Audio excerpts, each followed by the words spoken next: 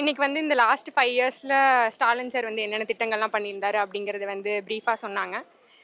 எல்லா மினிஸ்டர்ஸுமே அவங்கவுங்க சைட்லேருந்து என்ன பண்ணோம் அப்படிங்கிறத டிஃபைன் பண்ணாங்க. நல்லா இருந்துச்சு. அப்புறம் என்னென்ன திட்டங்கள் நடந்துச்சு அப்படின்னா அடுத்து என்ன வரப்போகுது அதையும் சொன்னாங்க. எல்லாமே வந்து எங்களுக்கு யூஸ்ஃபுல்லாக இருந்துச்சு.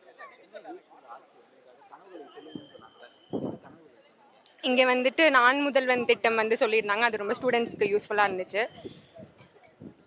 அதுக்கப்புறம் அம்பேத்கர் அயலக திட்டம் பற்றி சொல்லியிருந்தாங்க. அதுக்கு முன்னாடி நான் ட்ரை பண்ணியிருந்தேன். பட் அதுக்குள்ளே நான் எனக்கு எம்ஐடி கிடச்சதுனால நான் வந்துட்டேன்.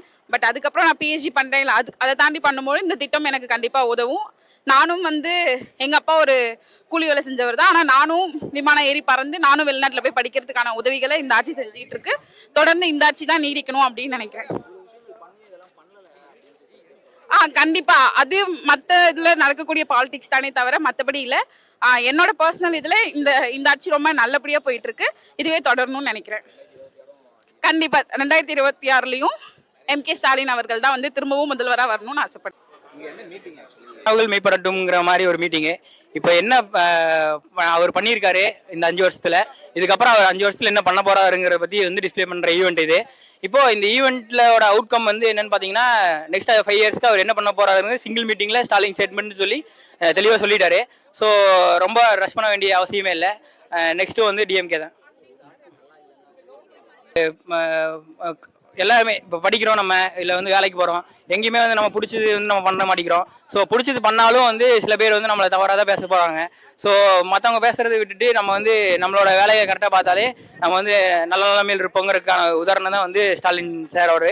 இப்போ வந்து தப்பு சொல்கிறாங்கன்னா தப்பை திருத்திக்கிறதுக்கு அவர் பார்க்குறாரு. ஆல்ரெடி வந்து இப்போ இந்த ஸ்டேட்மெண்ட் சொன்னதுலேயே வந்து நிறையா வந்து அவர் புதுசாக என்ன பண்ண போகிறாங்கிறது நிறையா சொல்லியிருக்காரு. ஸோ அதை வந்து நம்ம கண்டிப்பாக செவி கொடுத்து கேட்டு அதுபடி நடந்தாலே போதும்.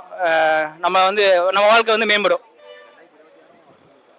கண்டிப்பாக 2026 திமுக தான்.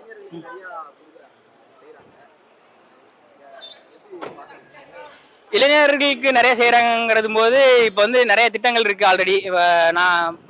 நான் முதல்வன் திட்டம், வெற்றி நிச்சயம் திட்டம், அப்புறம் வந்து வீடு இல்லாதவங்களுக்கு வீடு கொடுக்குறது, ப்ளஸ் இது வந்து ஒரு ஒரு குழந்தை பிறந்ததுலேருந்து ஒரு இளைஞன் உருவாக்குற வரைக்கும் எல்லாத்துக்கான ஒரு இம்ப்ளிமெண்டேஷனும் வந்து இவர் வந்து ஒரு இனிஷியேட்டிவ் பண்ணிட்டு இருக்காரு.